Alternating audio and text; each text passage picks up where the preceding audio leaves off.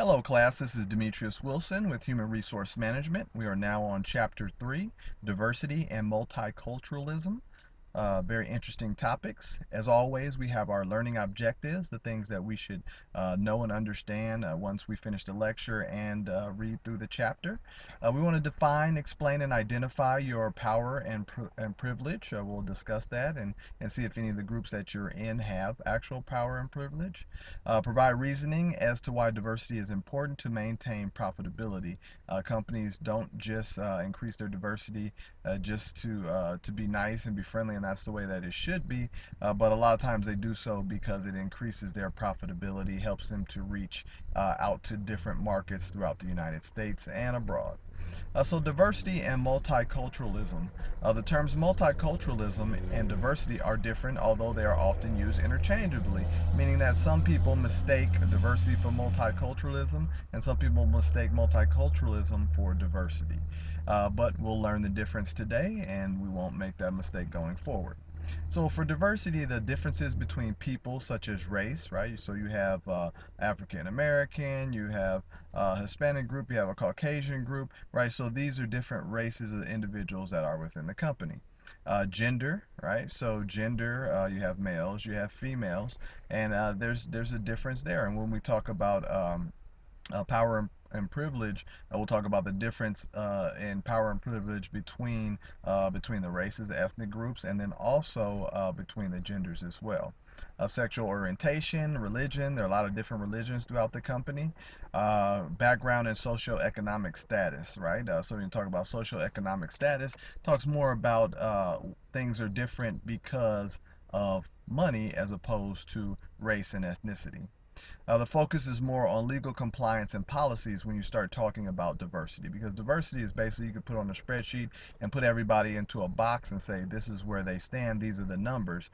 So it's more focused on legal compliance and policies as opposed to being focused on multiculturalism, which is the big sphere. So if multiculturalism is a big circle, right, diversity is the smaller size circle that is within multiculturalism. Multiculturalism goes deeper than diversity. It focuses on inclusiveness, understanding, and respect. So we want to include you within the things that we do. We want to understand you and who you are, and we want to respect you for your differences and everything else.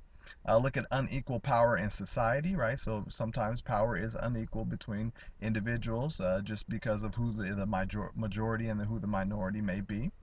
And when I say majority and minority, that means in terms of population. That also means in terms of how much money they have. Looks at the system of advantages based on race, gender, and orientation called power and privilege. And if you look online, you'll see plenty of videos on power and privilege and how that kind of turns out in society. uh, Challenges with diversity in the workplace, right? So there are always going to be challenges in all the things that we talk about throughout these chapters. And if there weren't challenges, then we probably wouldn't be talking about it. There are things that we need to learn, how to work with, how to work through, and diversity and multiculturalism are two of those things. Diversity is not well defined or understood, and that's very true. Some people just don't know or understand what diversity is. They said, hey, we have a very diverse workplace because we have 50 men and 50 women. Well, we didn't examine what their ethnicities were. What if all those 50 women and 50 men were all the same ethnicity? Focuses too much on compliance and the numbers, right? We need 4 African American males, so we're going to hire 4 African American males, kind of not paying attention to things in their culture, and then also not looking for someone who's actually going to be the best fit, right? And you can tell when somebody's brought into a company and maybe they're not the best fit, and you wonder why. Why did they hire this individual? And it places too much emphasis on gender and ethnicity, right? So you can knock two birds out with one stone. For instance, if you hire African American female, because then you have your African American population to make it more diverse, and you also have the female to make it more diverse in that realm. So not necessarily the way the companies should go about it, but it's definitely the way that some companies do. Invisible privilege. This is the power and privilege one has, but and may not recognize it, right? So you may have this power and privilege, but you may not understand that you do, and you may not recognize the fact that things are occurring or that people are doing things towards you as opposed to someone else. So, for instance, I was on doing some business-to-business sales, and I was with my friend, and we were just doing it. At this time, we worked the residential too, so we were going from house to house. And he went. I went to a house, and the person said, no, thank you.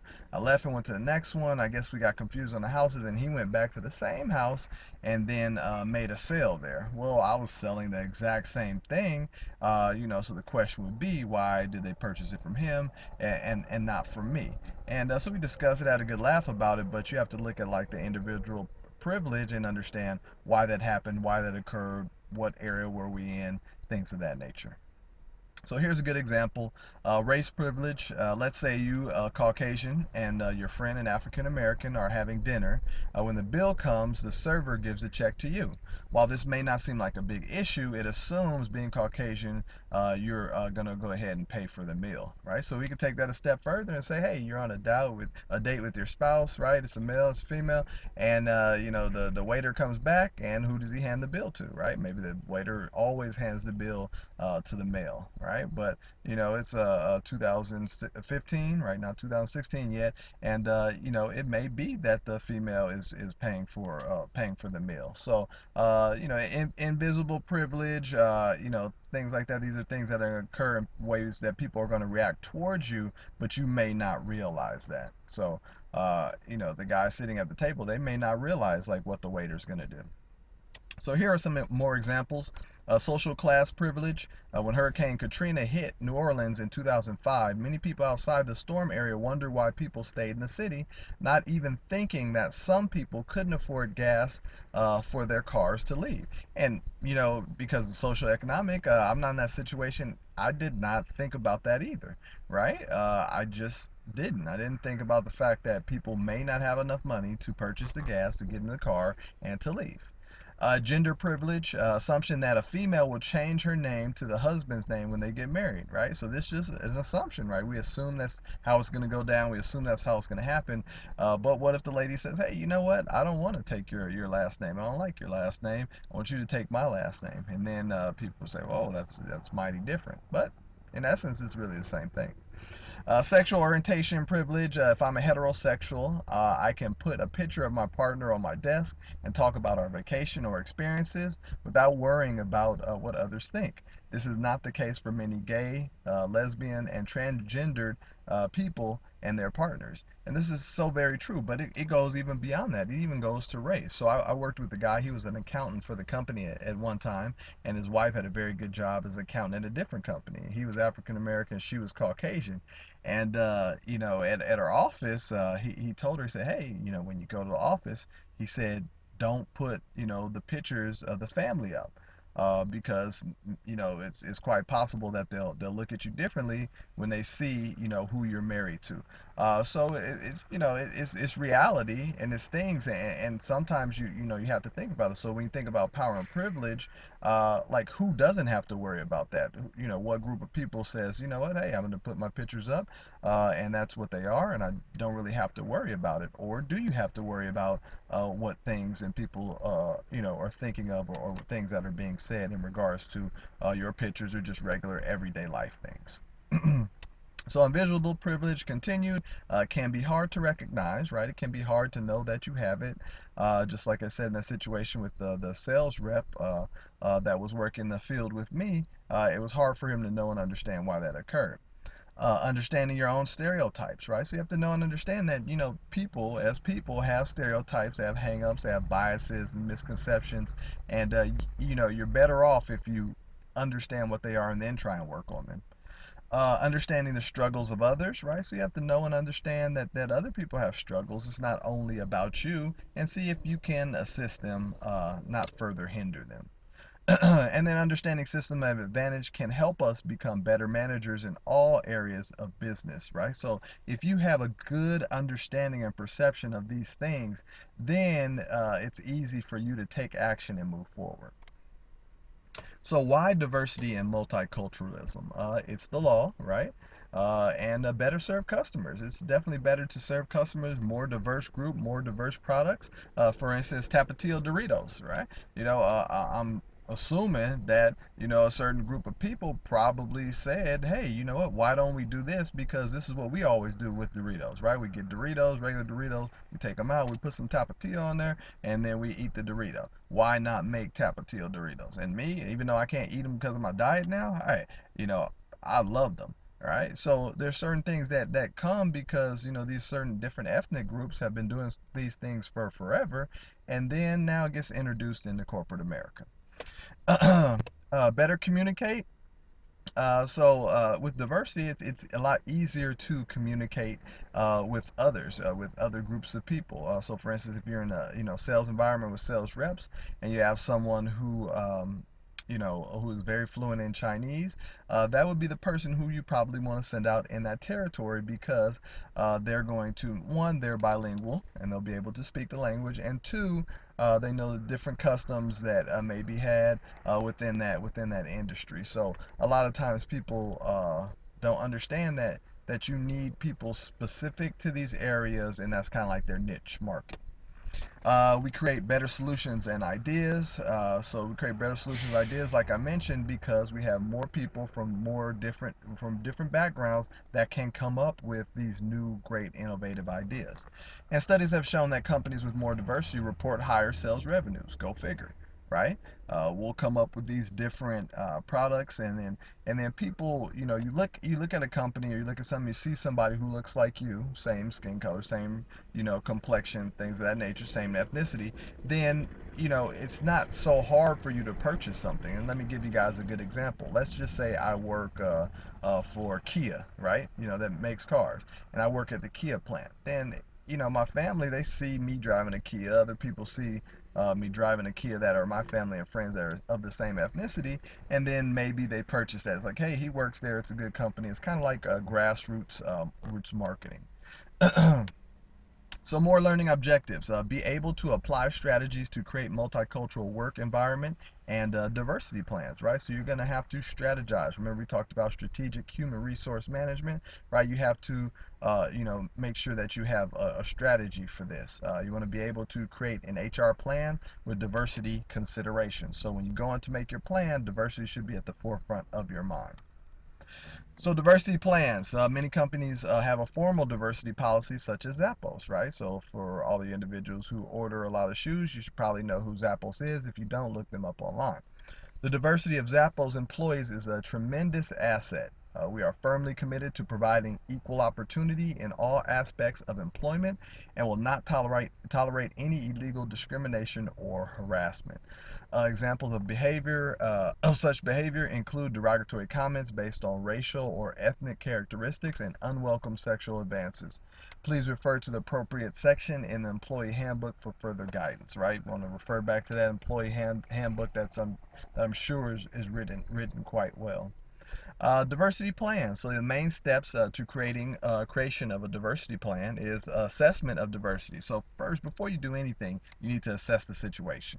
Right? Assess the situation, do your homework, do your due diligence, and then move on to the next step. Development of the diversity plan, and then once you develop the plan, you actually want to implement it, and now you're going to see and reap additional benefits from that. So considerations in HR functions, so recruitment and selection. So you want to recruit people, you want to bring them in, then selection, you want to go through the interview process and say, you know what, I like candidate B instead of candidate A and C, let's go with him. And then testing, right? So you bring them in, and then they may test you, certain tests to figure out your cognitive ability, and also how you get along with others, things of that nature. Your pay and promotion. These are also things that fall under, human resource function and focus, right? How much you're getting paid, what's your pay band, promotion, how can you get promoted? Do the companies only promote people at a certain point in time during the year, or do they promote people at all times throughout? So training topics of multiculturalism. So build a cultural knowledge about customs, religions, and histories. Discuss treatment of people based on them as individuals rather than a part of a group.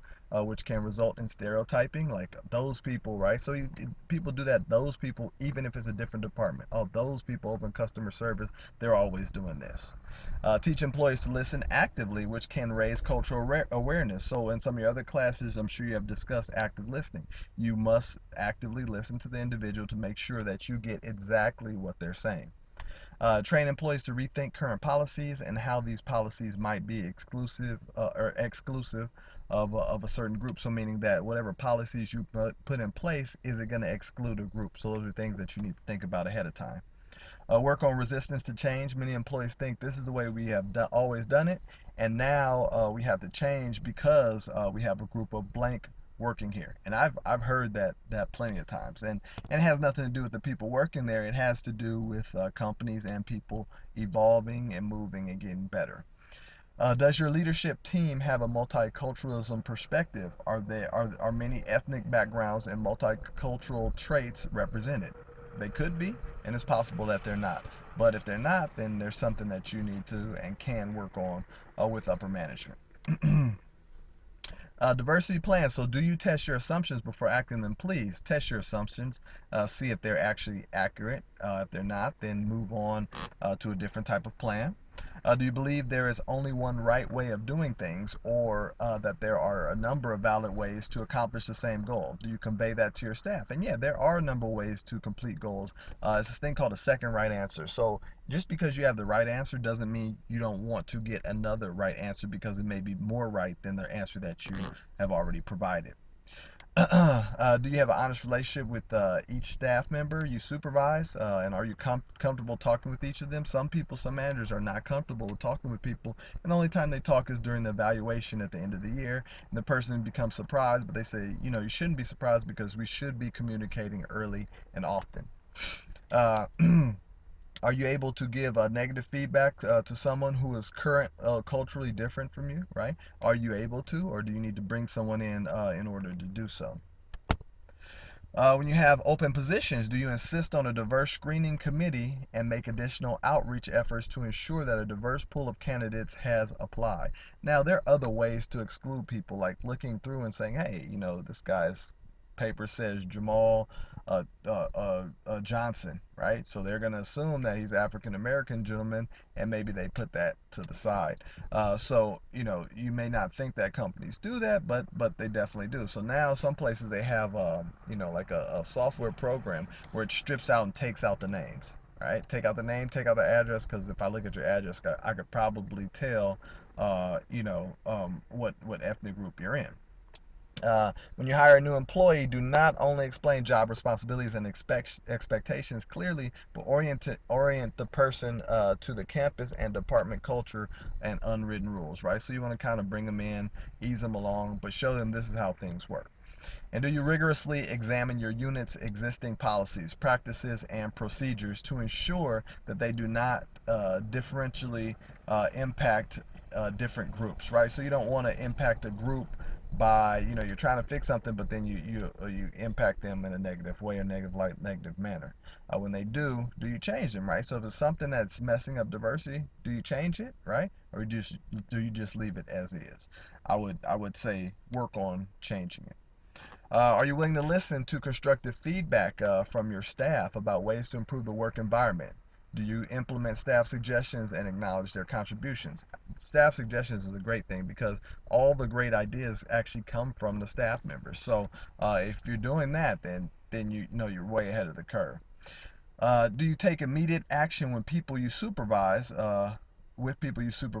when they behave in such ways that shows disrespect for others in the workplace, such as inappropriate jokes and offensive terms? Yes, you have to address that immediately. Nothing should be more important than addressing that. And you have diversity plans. Are you willing to listen to constructive feedback? I'm sorry, I went back on that one. Do you make good faith efforts to meet your affirmative action goals? So are you making good faith efforts to meet the different diverse community that you should be working towards? And do you understand institutionalism such as racism and sexism, and how they manifest in the workplace? One way that you can it's a way to get the same type of person, same ethnicity, same person that looks just like, and maybe they're from the same neighborhood, into a company. And I'm going to let you guys know a way to do it. Now, it's not an illegal way to do it, but I'm going to explain a way that that companies do this, and they make their population very not diverse.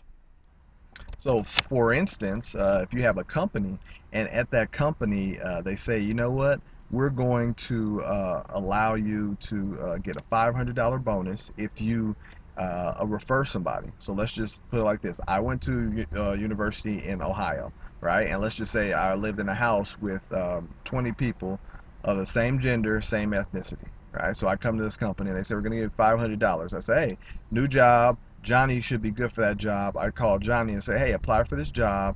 I'll get a referral bonus if you stay here for a certain amount of period of time, a certain period of time, and go from there. Same ethnicity, same gender. He's there. Now another job comes up. Then me and Johnny, we tell Reggie that, hey Reggie, you should apply for this. Same gender, same ethnicity as us. And then it just, snowballs from there. So then you end up having like the Stepford wives, the same people, same gender, same ethnicity, all there at the company. Now, is it illegal? No, it's definitely not illegal. Will it help your diversity? Probably not. Do you ensure that assignments and opportunities for advancement are accessible to everyone? Or do you just tap certain people on the shoulder and say, hey, I want this guy, I'll bring him over? And not that something's so wrong with that, but, do you make it an even playing field for everybody, especially, throughout the diverse environment?